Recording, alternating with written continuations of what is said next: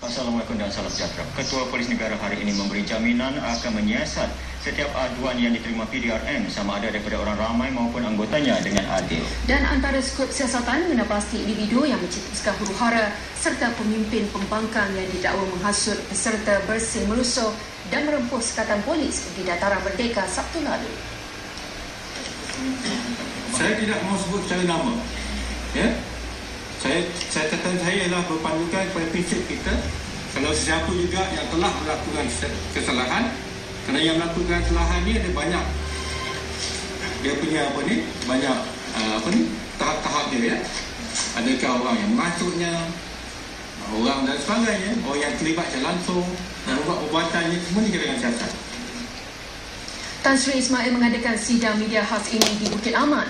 Menurut beliau, akibat penganjur tidak mengambil tawaran Datuk Bandar Kuala Lumpur untuk menganjurkan perhimpunan di stadium membawa kepada kerosakan dan kecederaan. Tindakan perusuh-perusuh itu jelas bukan budaya masyarakat negara ini. Sebaliknya satu perbuatan yang mengancam ketenteraman awam dan keselamatan negara. Situasi itu juga tidak ditangani dengan sebaik-baiknya boleh menggalakkan budaya agresif kelak.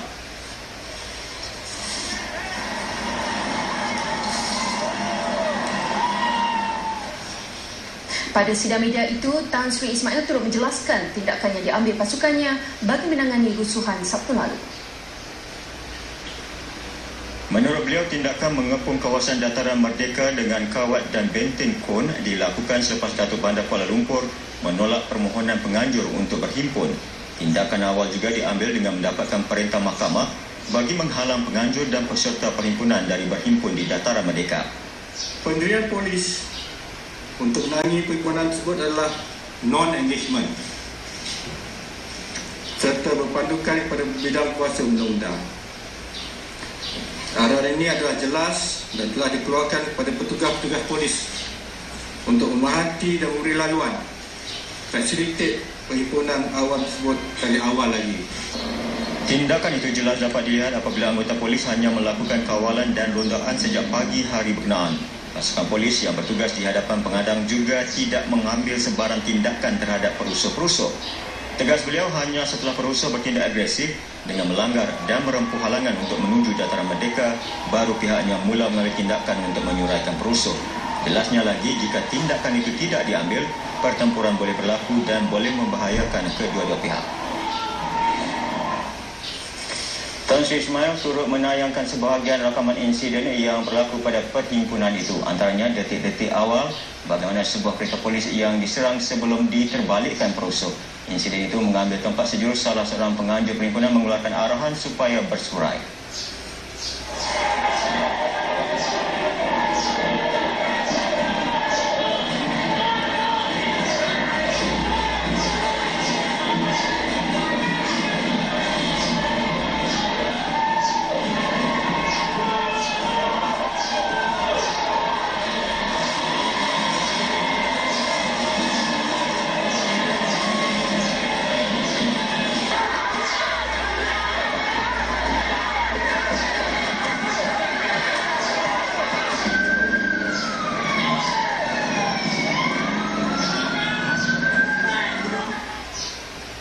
Tan Sri Ismail turut ditanya sama ada perhimpunan bersih kali ini lebih ganas.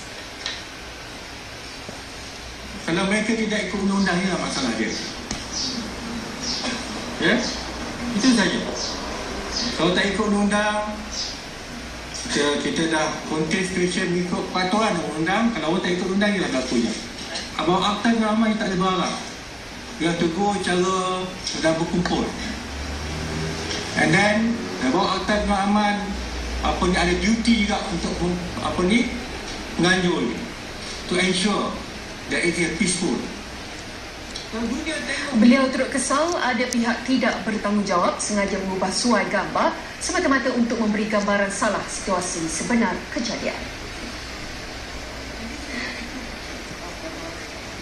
Di sebalik pelbagai tumahan terhadap pasukannya, Tan Sri Ismail tetap mempertahankan tindakan anggotanya sepanjang rusuhan itu berlaku.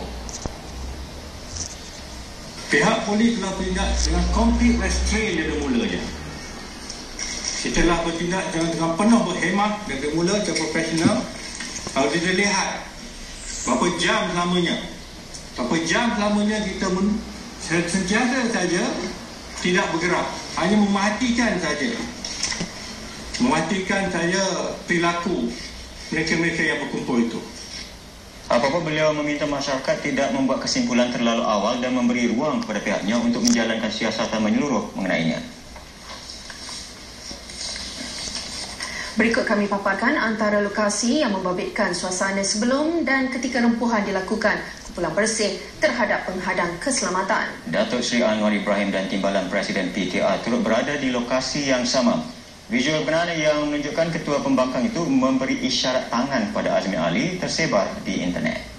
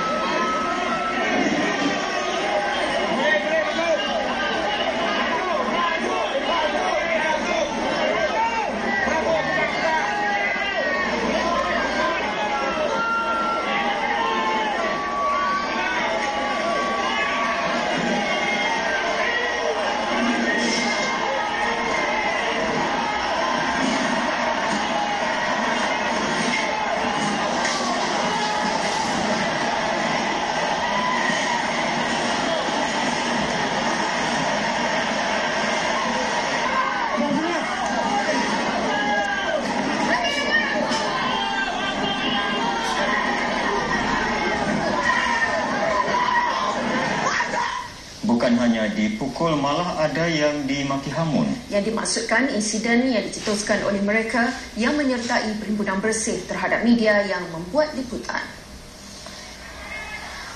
Visual ini memaparkan juru kamera stesen televisyen Al-Hijrah Muhammad Azri Muhammad Saleh yang cuba membantu pegawai polis di Belasah. Ketika itu, kereta dipandu pegawai itu diserang, dipijak bumbung dan diterbalikkan peserta demonstrasi. Muhammad Azri yang kebetulan berada di tempat kejadian cuba membantu pegawai polis yang terperangkap dalam kereta, namun dia dipukul dan disepak bertubi-tubi. Dan ini seorang lagi petugas media yang dihamburkan dengan kata-kata kesat.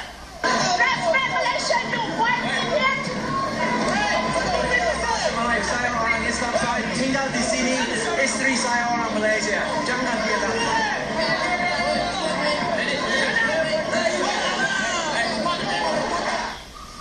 Lagi laporan dari aksi mengenai demonstrasi perhimpunan bersih selepas ini.